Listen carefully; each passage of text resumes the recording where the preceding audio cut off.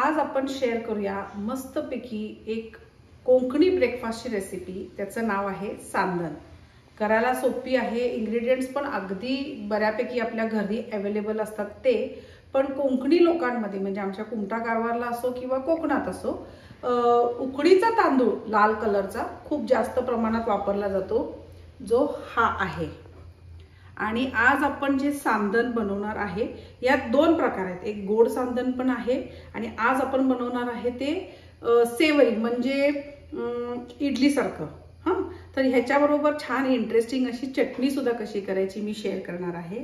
चला करूया सांदन। याचं साहित्य आपण पहिला बघून घेऊया। 1 वाटी हा उकडीचा तांदूळ रेड राईस, 1 वाटी साधा डोसा राईस आणि अर्धा वाटी उडदाची डाळ, एक अर्धा चमचा आपल्याला मेथी।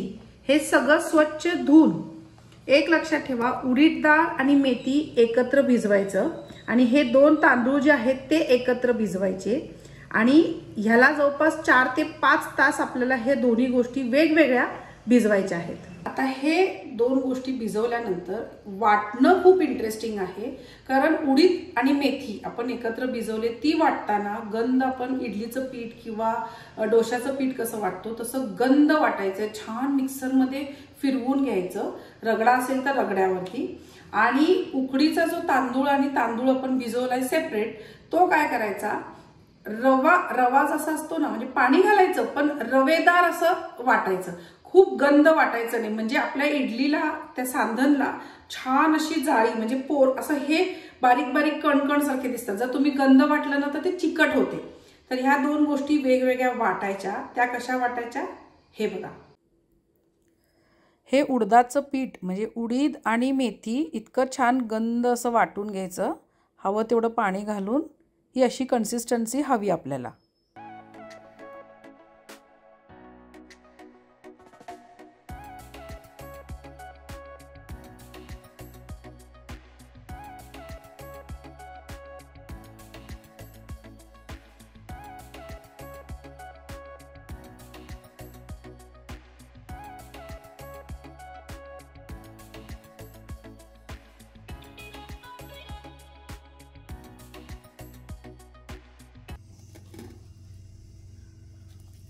आता ह्याच्यामध्ये पाणी घालायचं थोडंसं, म्हणजे ह्याला रव्यासारखंच वाटून घ्यायचंय, खूप बारीक बॅटरसारखं नाही करायचंय। हे बघा, असं गंध होता कामा नये, असा रवा रवा व्हायला पाहिजे।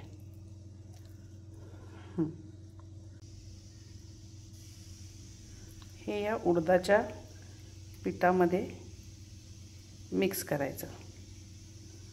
2 बॅच तयार होतील, दोन्ही पण छान वाटून घ्यायचं आणि मग सगळं एकत्र मिक्स करायचं। हे छान असं सगळं एकत्र करून घ्यायचं।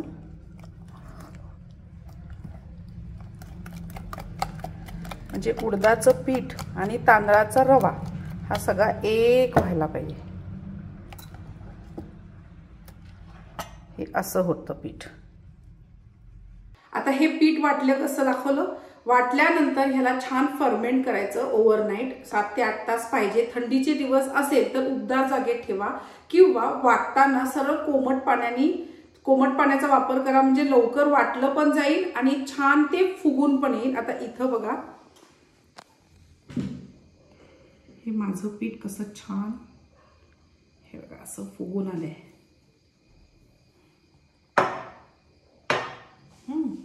आणि याला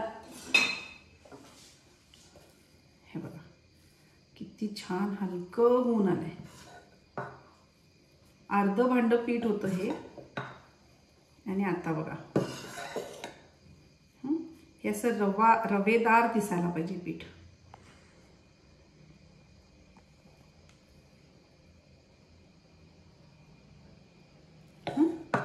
आता ह्याच्यात आपण चवीपुरता मीठ घालूया।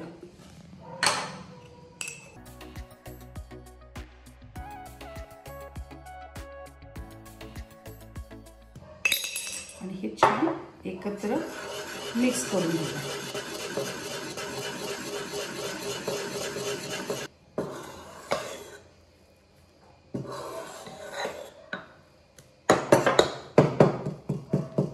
सांधन जे आहे हे वाट्यांमध्ये, म्हणजे वाटी इडली कसं करतो तसं करू शकता, किंवा तुम्ही मोठं पातेलं घ्यायचं, त्याला तेल तूप लावून त्याच्यामध्ये करू शकता. पण आमच्या इथे गावात काय करतात, अशी बघा जाळी घेतात आणि जाळीमध्ये ही अशी जाळी आहे हां, या जाळीमध्ये असं केळीचं पान सेट करतात.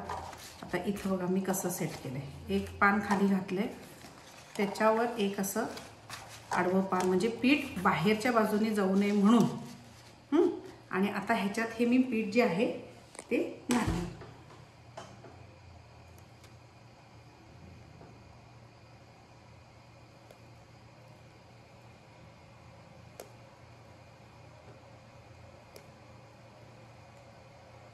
तुम्ही याचे द्रोण तयार करून घेतले आणि त्याच्यात जरी काढलं तरी चालतं. बास. आणि ही जे इथं बघा पेडावरमध्ये पाणी ऑलरेडी मी गरम करत ठेवलेलं आहे. याच्यात हा स्टँड घालते खाली.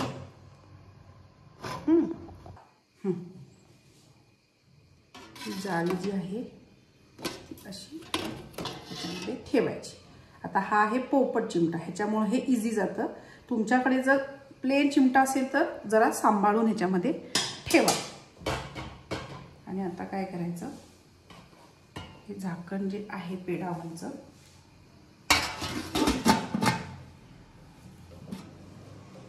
लावून एक 10 मिनिटं ही इडली छान, सांधन जे आहे ते आपलं छान याच्यामध्ये शिजू देऊया. आपलं सांधन होतंय तोपर्यंत तुम्हाला एक इंटरेस्टिंग अशी चटणी दाखवते. ह्याच्यामध्ये फोडणीच्या भांड्यात थोडंसं तेल, अगदी नावाला तेल छान गरम होऊ दे. ह्याच्यामध्ये आपल्याला लाल सुक्या मिरच्या ज्या आहेत त्या छान भाजून घ्यायच्यात. तुम्हाला आमच्या टाईप आणि एक वेगळ्या टाईपची लसणीची चटणी दाखवते.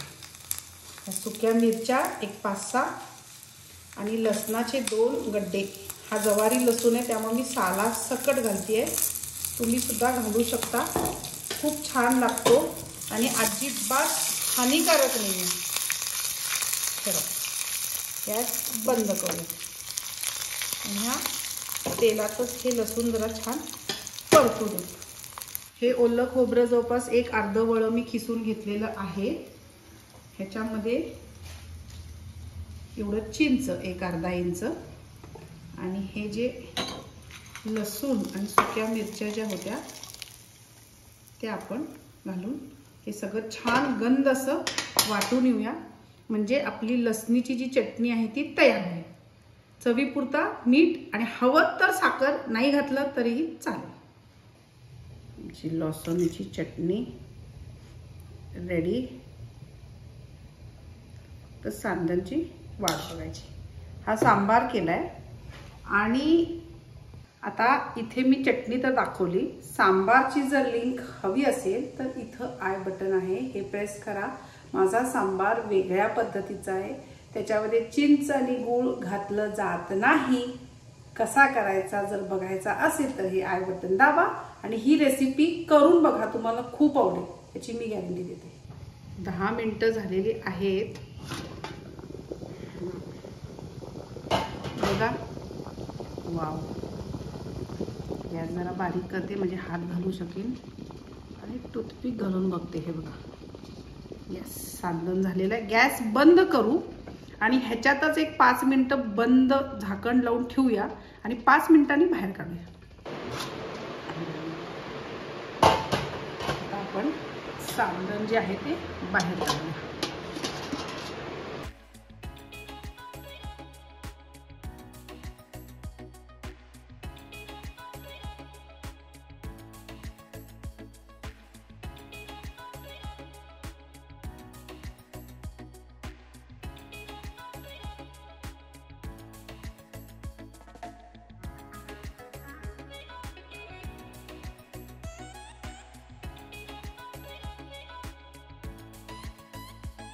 इथं बघा किती सोपं आहे हे, मस्तपैकी इझिली निघतं.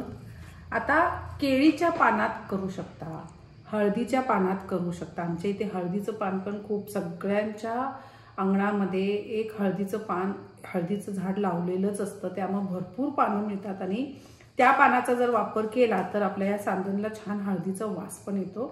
आणि आता आपण केळीच्या पानात केले, पण समजा केळीचं पान नसेल, हळदीचं पान नसेल तर नो टेन्शन, वाटी किंवा आपलं इडली पात्र असतं त्याच्यामध्ये सुद्धा तुम्ही करू शकता. आता इथं बघा, आपण सोडूया, हे इतकं इझिली असं सुटतं हे बघा.